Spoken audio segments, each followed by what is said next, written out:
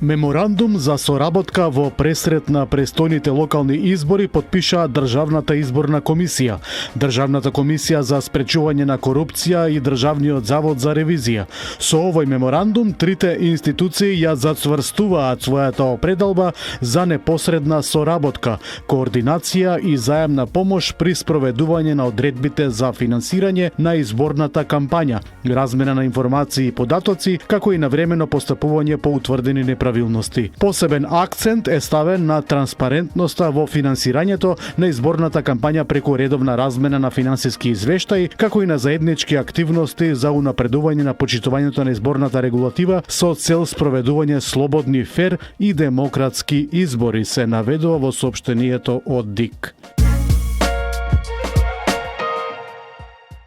Цените на пазарите упорно растат. Например, компирот е поскап за дури 70% од лани. Слично е и со другите неопходни земјоделски производи. Зошто е така? Оправдано ли е цените волку да растат? Според официјалната статистика, трошоците што ги имале земјоделците во просек се пораснати за само 2%. Па тогаш кој ги дува цените и врз основа на каква пресметка? Разни експерти во последниот период главно проблемот го лоцираа во преголемите маржи на прекупците и трговците кои во континуитет вештачки ја зголемуваат цената на храната. За ова вчера реагираше и премиерот Христијан Мицковски, кој истакна дека владата презела мерки за ограничување на трговските маржи. Преку Државниот пазарен инспекторат и Комисијата за заштита на конкуренцијата сегоедневно вршиме инспекцијски надзор и го следиме однесувањето на трговците. Како што сум информиран, за дел од нив има одредени постапки и процедури пред институциите, изјави Мицковски.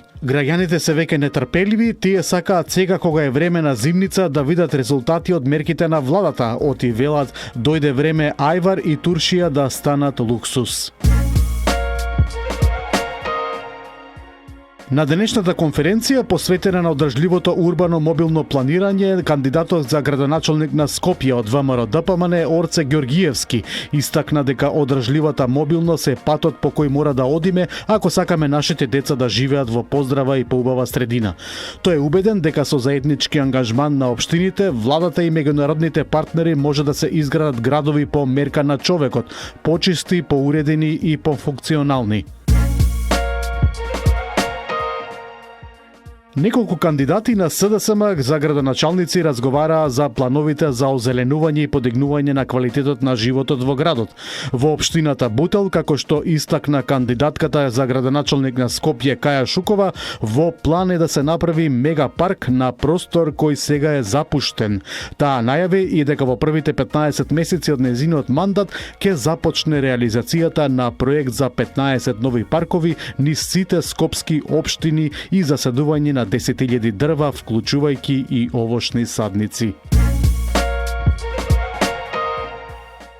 Со денешната прва промоција од 16 до 19 часот во општина Аеродром, Агенцијата за катастар на недвижности ја стартува новата кампања Катастар до тебе. Целта е институцијата да се доближи до граѓаните преку директна комуникација, транспарентност и отвореност. На настанот службеници и раководители од катастарот ќе одговорат на прашања и ќе даваат совети за постапките и услугите што ги нуди агенцијата. Кампањата има за цел да ја зголеми довербата и да понуди поедноставени услуги за физички и правни лица. Во следниот период, тимовите на катастарот ќе ги посетат сите општини во Македонија. Продолжуваат активностите за подобрување на патната инфраструктура во Илинден со асфалтирани повеќе краци од улицата 500 во Марино, соопшти од општината. Како што посочуваат оттаму, станува збор за 3 краци во вкупна должина од приближно 230 метри, каде претходно била поставена фекална канализација.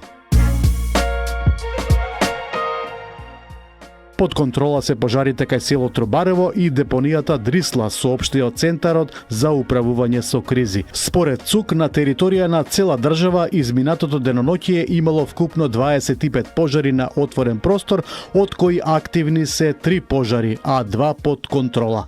Активни се уште пожарите кај село Виниче во општина Газибаба, кај селото Петрово на Кожов планина и кај селото Вражале во општина Зелениково.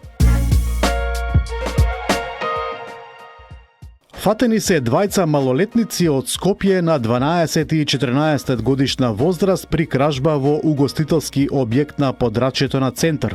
Тие одзеле пари и побегнале, но набргу биле пристигнати од двајца вработени во објектот. При тоа, еден од малолетниците им се заканил и се обидел да ги нападне со остар предмет.